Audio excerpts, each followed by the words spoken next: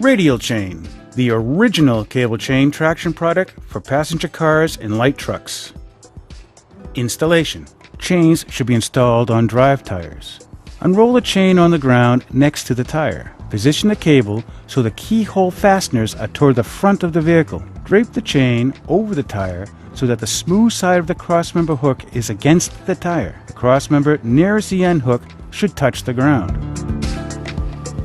Move the vehicle 1 to 2 feet so that the inside connection can be made more easily.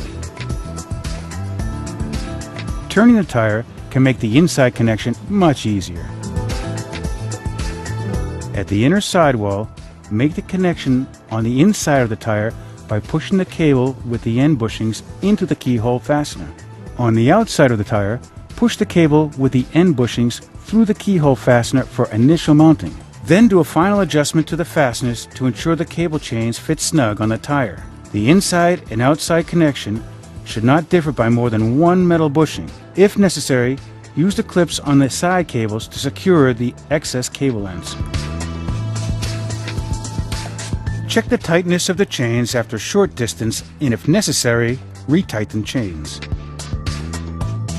Removal. Stop where the side cable fasteners are easily accessible, about 5 o'clock position. Release the outside excess side cable from the retaining clips. Unhook the side cable through the keyhole fastener by creating slack in the cable before pushing the cable through the fastener. Repeat this procedure on the inside fastener. Lay chains on the ground and drive off. Radial chain, the original cable chain traction product for passenger cars and light trucks.